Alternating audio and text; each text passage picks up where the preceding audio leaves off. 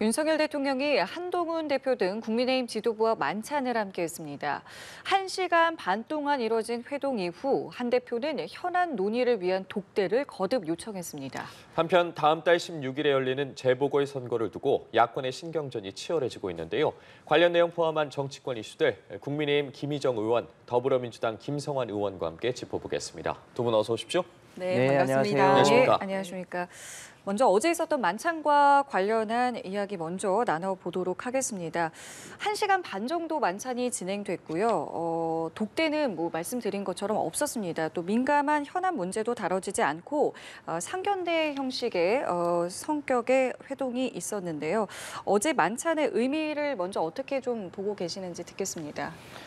네, 어제 밥만 먹고 헤어졌다는 거 아닙니까? 이제 이른바 빈손 만찬이었는데 대한민국의 국정을 책임지고 있는 대통령과 정부 여당의 대표가 만나는 자리가 그렇게 되는 게 맞겠냐?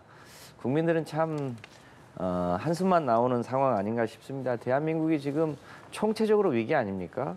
의료 대란도 아주 심각하고 김건희 특검이나 최상병 특검 같은 아주 민감한 현안 문제도 있는데 이런 문제들을 조율해 가면서 국민들의 경제 민생을 안정화시키는데 총력을 기울여도 시원찮을 판에 그냥 밥만 먹고 헤어졌다. 이게 참 현재의 이 정부 여당의 소위 무능력, 무기력, 무책임 이런 것을 보여주는 아주 상징적 장면 아니었나 이렇게 생각합니다. 굉장히 따끔하게 말씀을 해주셨는데요. 네. 만찬은 만찬이고 또 당정협의는 당정협의대로 별도로 진행을 하고 있다는 말씀을 드립니다.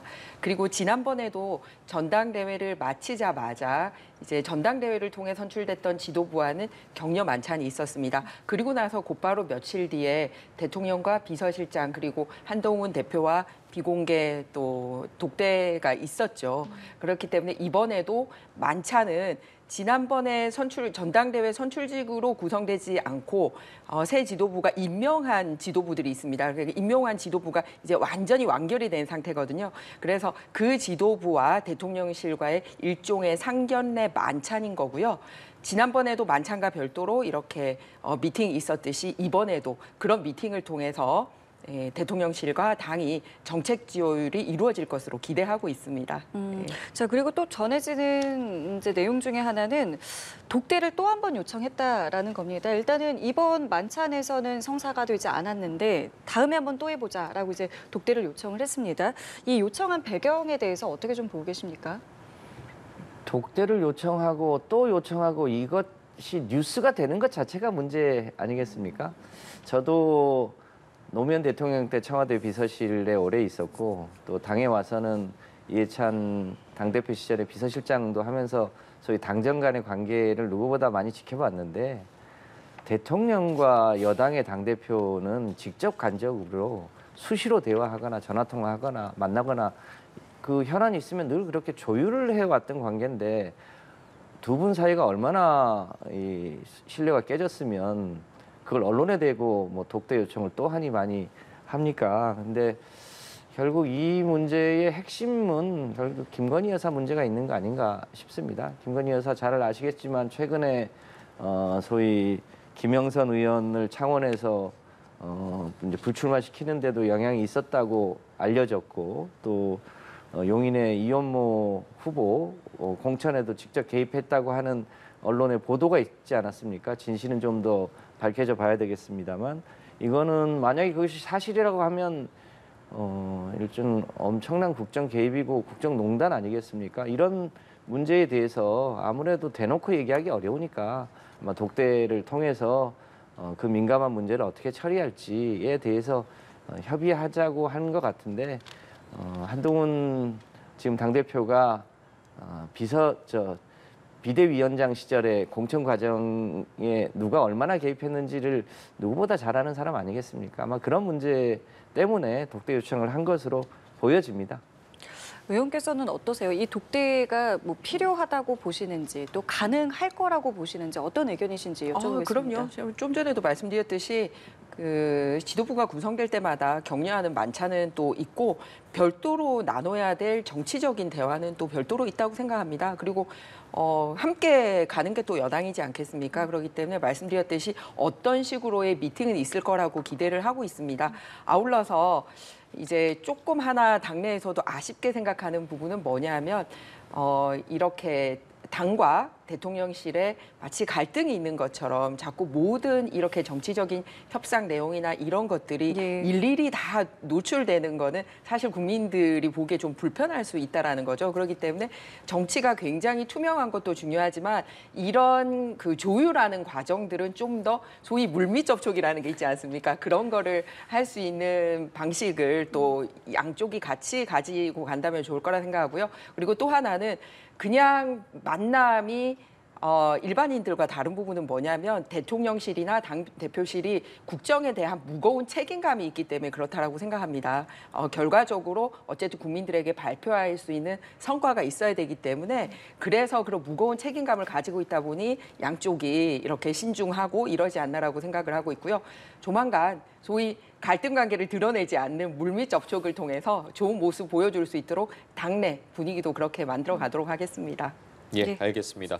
그리고 어제 오전이었죠. 저희도 윤 대통령이 국무회의 주재 장면을 생중계로 연결해서 전해드렸는데 이 모두 발언에서 임종석 전 실장의 두 국가론에 대해서 이제 반헌법적 발상이라고 작심 비판을 가했습니다. 윤 대통령의 말을 빌리자면 통일이 인생의 목표인 것처럼 얘기하던 사람들이 이 북한이 두 국가론을 주장하자 자신들의 주장을 급선회한 것을 도무지 이해할 수 없다고 지적을 했거든요. 윤 대통령의 발언에 대해서는 어떻게 들으셨습니까? 저는 윤석열 대통령이 본인과 정권의 안위를 위해서 혹시라도 북한을 매우 강하게 자극해서 국지전이라도 일으키지 않을까, 그게 개인적으로는 걱정인데, 일단 임종석 실장의 발언과 관련해서 보면 잘 아시는 대로 헌법상 대한민국은 한반도와 그 부속 도서를 전체적으로 지향하고 있고, 남북 관계는 이제 압축해서 표현하면 통일을 지향하는 특수 관계로 그동안 해오지 않았습니까? 그런데 이제 분단 이후에 태어난 많은 이제 젊은 사람들이 꼭 지금 통일이 급하냐, 우리도 먹고 살기 힘든데, 이런 이제 주장도 좀 있고 하니까 우선 남북한이 서로 평화롭게 교류하고 경제적으로 더 상호 발전할 수 있는 그런 토대를 닦자는 취지로 얘기를 한 것 같긴 합니다만, 그것이 이 반만 년 동안 함께 살아왔던 남북 관계를 마치 외국인처럼 하자는 그런 취지는 아니라고 봅니다. 그런 면에서 저는 이제 통일을 지향하는 특수 관계라고 하는 것은 변함없이 우리가 지켜야 될 헌법적 과제다. 이제 그런 지향을 갖되, 다만 우선은 뭐 급격한 통일, 특히나 이제 무슨 전쟁 흡수 통일 뭐 이런 방식이 아니라 남북한이 서로 평화롭게 공존하면서 상호 번영할 수 있는 토대를 닦는 게 우선적 과제이면 틀림없다. 이렇게 해석하는 게 옳지 않나 싶습니다. 예, 윤 대통령의 발언 어떻게 들으셨는지 아니 마찬가지로 누가 여쭙겠습니다. 무력 통일을 얘기한 사람이 있습니까? 우리 헌법에 평화적 통일이라고 명확하게 명시가 되어 있고, 헌법 전문가 그리고 대한민국의 첫 번째 당연한 권리이자 의무로 통일에 대한 얘기를 하고 있습니다. 그리고 대한민국의 영토 부분도 한반도 전체라고 명시가 되어 있는데, 지금 의원님 하시는 발언 중에 상당히 되게 대통령이 통일을 얘기를 하면 그게 북한을 자극하는 거고, 그렇게 북한을 자극하면 국지전을 일으키는 게 당연한 겁니까? 왜 북한을 편드는 듯한 발언을 합니까? 대통령의 기본 의무고 국민의 기본 의무에 대해서 대통령께서 그냥 일반인이 아니라 굉장히 중요한 자리에 계셨던 분의 발언이기 때문에 발언을 한 겁니다. 근데 그렇게 왜곡해서 하시면 안 된다고 생각하고요. 그리고 두 번째는 먹고 사니까 통일이 급하냐? 먹고 사는 문제에 집중을 하면 통일을 못 합니까? 이렇게 이분법적으로 가서는 안 되는 부분입니다. 오히려 통일을 하는 게 대한민국의 발전에 더 도움이 될 수 있다라는 관점을 가지고 있습니다. 인구 면에서도 그렇고 경제 규모 면에 있어서도 그렇고, 그리고 꼭 경제뿐만 아니라 인권 문제라든지 이런 부분에 있어서 통일을 외쳤지, 언제부터 그 경제적으로 도움이 되긴 하지만 경제 논리에 입각해서 통일을 반대한다? 말이 됩니까? 그리고 저는 지금 깜짝 놀란 게 뭐냐 하면, 헌법에 대해서 이렇게 위헌적인 발언을 하고 있는데 민주당이 국회 제1을 민주당이 이 부분에 대해서 당의 공식 입장을 안 내고 있다라는 게 사실은 더 놀랍습니다. 제가 그래서 민주당의 그 당원 당규하고 강령도 확인을 했어요. 아주 민주당도 명확하게 평화 통일에 대한 입장을 밝히고 있습니다. 그리고 민주당에서는 당의 강령을 위반한 부분에 대해서는 윤리위원회에서 처리할 수 있도록 되어 있어요. 그러니까 저는 지금이라도 민주당이 정말 이렇게 헌법을 지키고 임종석의 발언이 개인의 발언이라고 생각하신다면 민주당의 입장은 평화통일이다. 그리고 임종석 개인의 의견이기 때문에 잘못됐고 이 사람을 징계한다라는 입장을 밝혀야지. 이거는 국내에 미치는 파장도 굉장히 크고요. 전 세계적으로 주는 메시지도 굉장히 큽니다. 네, 우리 의원님 말씀에 뭐 공감하는 바가 없지 않고요. 저는 국민의힘이 그 평화 통일을 그렇게 지향하신다면 우선 해야 될 조치가 있다고 봅니다. 남쪽에 소위 북한으로 보내는 대북 전단지 생각보다 많이 보내고 있습니다. 근데 그거는 표현의 자유라고 해서 못 막는다고 하고 있습니다. 그러니까 남쪽에서 대북 전단을 얼마나 많이 보내고 있습니까? 그것에 또 북한은 남쪽이 보내니까 북한에서도 일종의 쓰레기 풍선을 또 얼마나 많이 보내고 있습니까? 이게 상호 소위 긴장을 유발하고 있는 문제지 않습니까? 이 문제를 막기 위해서 문재인 대통령 때 소위 우발적으로 이 휴전선을 둘러싼 상호 우발을 막기 위해서 굉장히 노력해 왔는데 지금 대통령이 만약에 평화 통일을 지향하신다면 당장 그 문제부터 막고 남북이 실제로 평화적으로 교류할 수 있는 노력들을 하셔야 되는데 한 번도 그런 노력을 하고 있지 않다가 임종석 실장의 발언 한마디로 지금 마치 평화 통일을 지향하는 것처럼 얘기하시는 것 옳지 않다고 저는 판단합니다. 그 일부터 좀 국민의힘이 나서서 상호 평화 통일을 지향한다면 우리가 대북 전단 보내는 것도 좀 막자. 그래야 저쪽도 안 보낼 거 아니냐. 그래야 서로 그런 소위 질서, 우발적 도발 이런 걸 막을 수 있지 않겠습니까? 그런 일을 좀 국민의힘이 나서 주시면 어떨까 싶습니다. 아니 제가 지금 들으면서 깜짝 놀라는 게 뭐냐면요. 이번에 그 통일을 반대한다라고 밝힌 그 임종석 전 실장님이 하는 일이 뭐냐면요. 그 남북 경제 문화 협력 재단을 통해 가지고 북한에다가 돈 보내는 일 한 사람입니다. 지금까지 뭐냐면 뭐 저작권 얘기하면서 북한에다가 직접 돈을 전달한 게요. 7억 9천만 원을 보냈고 전달하려고 했지만 지금 양쪽이 이제 상황이 안 좋아서 박왕자 사건 이후로 돈을 못 보내고 있지만 이거는 북한에 보낼 돈이야라고 하고 공탁한 돈이 28억 5,300만 원입니다. 아니 민간인이 보내는 대북 정당 가지고 뭐라고 하시지 말고요. 돈 보내는 거 가지고 뭐라고 그러세요. 북한에다가 이 말도 안 되는 돈 포다 주는 거 가지고는 한 말씀도 안 하면서 북한의 평화와 인권을 위해서 민간 단체가 보내고 있는 그런 대북 전단지를 야단을 친다? 이거는 정말 가슴 아픈 일입니다. 더군다나 이 돈과 관련돼서도 무슨 일이 있었냐면 그 한국 전쟁 때 그 이제 피납된 이제 국군들이 북한으로부터 진짜 강제 노역 당해가지고 이제 탈출해가지고 거기로부터 받아야 될 돈이 있었어요. 그래서 판결을 해서 이들에게 4,300만 원 주라고 하니까 북한이 당연히 안 주겠죠. 그래서 그 돈을 그러면 이거 북한 주려고 거둬뒀던 이 경협 문화협력재단 여기에 모아놨던 돈에서 떼주라고 했더니 그것도 안 떼준 사람이 임종석 실장입니다. 그런데 이런 거에 대해서 민주당이 지금까지 한마디라도 한 적이 있습니까? 그러니까 있죠. 우리 당에 공식적으로 김민석 최고위원이 이 부분에 대해서는 옳지 않다고 얘기를 하지 않았습니까? 그래서 저의 얘기는 네. 당론으로 정확하게 우리는 평화 통일을 지향하고 통일을 원한다. 헌법을 수호한다라고 민주당이 공식 입장 밝히시고 그리고 이런 반국가적이고 반민족적인 발언을 한 사람에 대해서는 출당 조치든 뭐든 하셔야 될 거 아닙니까? 전 세계가 바라보고 있습니다. 왜냐하면요. 만약에 지금 북한이 불의의 이런 무슨 정권이라든지 이런 문제가 생기면 한반도 땅이기 때문에 우선적으로 권한을 가지는 거는 우리 대한민국입니다. 그런데 이거를 남의 나라야 해버리는 순간 중국이나 일본이나 다 하이에나처럼 달라드는 거 우리가 무슨 수로 막아내겠습니까? 그렇기 때문에 국내 문제뿐만 아니라 국제적으로도 굉장히 우리나라에 안 좋은 발언을 하고 있는데 이거를 그냥 그냥 남들이 저런 발언하나 보다라고 등짐지고 있어서는 안 된다는 게 제 생각입니다. 네, 충분히 또 뭐 저희 당이 해야 될 조치는 할 텐데요.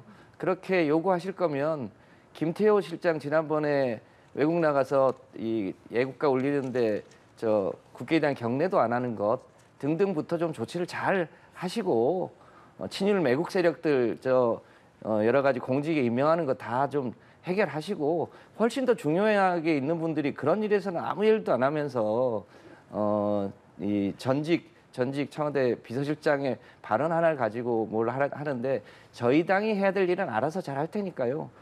국민의힘이 좀 국민들에게 실망시키고 있는 것부터 좀 잘하시고 특히 김건희 여사 도이치모터스 주가 조작 관련한 검찰 조사부터 좀 하시고 그러면서 이런 욕을 하시면 얼마나 좋을까 싶습니다. 짧게 반박 듣겠습니다. 이게 서로 배치되는 얘기입니까? 통일 문제 얘기를 하면은 김건희 얘기는 못 하고 아니 우리 그렇습니까? 당에서도 아까 저 말씀드린 얘기는 대로 네, 그러니까 논의를 통일을 비켜가지 지향하는 마십시오. 특수관계라고 하는 헌법적 가치를 부정하지 않고 우리도 그걸 지향한다. 다만 지금 더 중요한 것은 평화를 정착시키면서 통일로 가야 하는 이런 숙제를 안고 있다. 그것이 헌법적 또 숙명적 과제다. 북한에서 우리 민주당은 그런 가치를 지킨다. 그것에 대해서 변함이 없습니다. 네, 북한에서 작년 연말에 이제 통일에 대해서 하지 않겠다라고 김정은이 얘기를 했더니 그러고 나서 통일력도 없애고 통일탑도 없애고 막 그러고 있지 않습니까? 그랬더니 화답하듯이 이런 일이 벌어지는 거에 대해서 걱정을 하는 겁니다.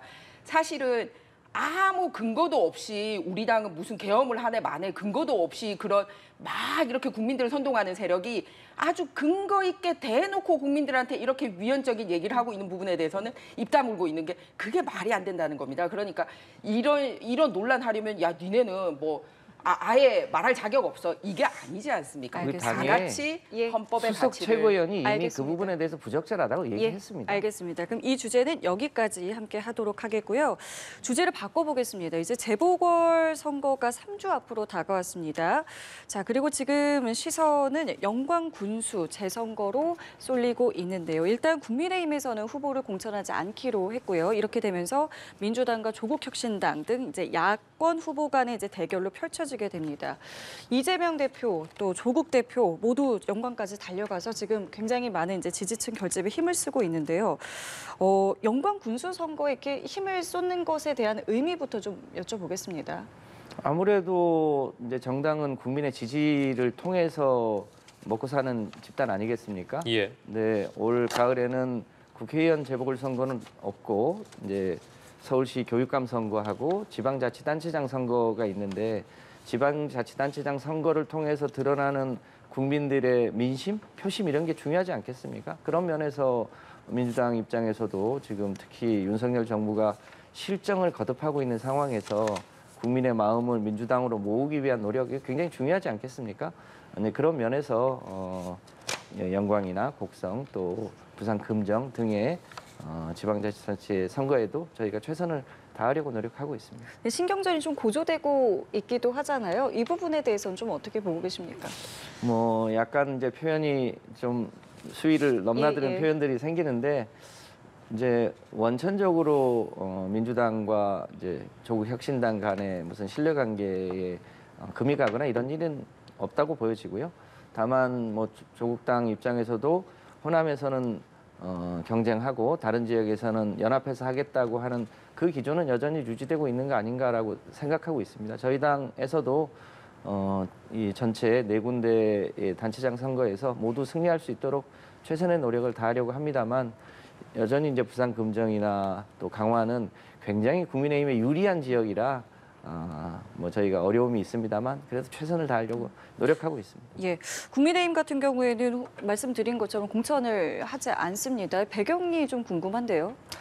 일단은 호남 지역에 저희가 이제 영광 같은 경우에 유의미한 득표를 할 수 있는 후보군을 발굴하지 못했다는 부분에 대해서는 여당으로서 마음 아프게 생각하는 부분입니다. 그래서 향후에 더 좋은 인재들이 호남 지역에서도 국민의힘의 이름을 달고 소위 국민들의 지지를 얻을 수 있도록 노력해야 된다라고 생각하고요. 예. 마침 그래서 국민의힘 국회의원들 안에서 호남과의 동행위원회라는 거를 만들었습니다. 그래서 각 지자체별로 다 국회의원들이 한 명씩 이렇게 맡아서 해당 지역에 대한 현안을 자기 지역구 챙기듯이 함께 챙겨보자라고 해서 저 같은 경우는 제 지역구인 부산 연제구하고 자매 결연을 맺고 있는 전남 보성, 제가 신혼여행도 그 동네로 갔었었는데요. 거기 예. 이제 담당하는 국회의원이 되고 이런 노력을 하고 있습니다. 예. 그리고 제가 추가로 이번 재보궐선거를 보면서 국민들께 제일 먼저 좀 해야 될 부분이 있다고 생각하는 게 뭐냐면 재보궐선거가 있을 때마다 이해 득실 관계를 넘어서서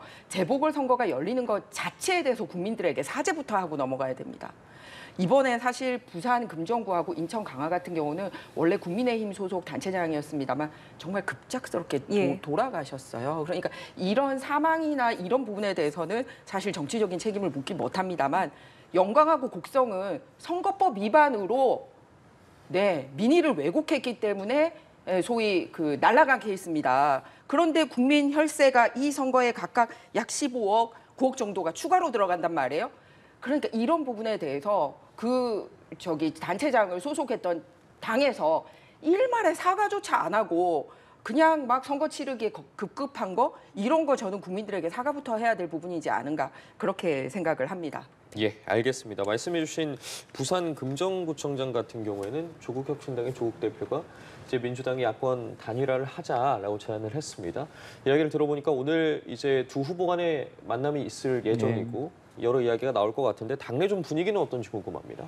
네, 부산 금정구도 부산에서는 꽤 보수적인 지역이긴 합니다만 지금 최근에 윤석열 대통령에 대한 국민적인 불신이 워낙 팽배해 있는 곳이어서 저희가 충분히 해볼 만한다는 지역으로 보고 있습니다. 이제 그런 면에서 오늘 민주당 최고위원 회의도 부산에서 예. 열리지 않았습니까?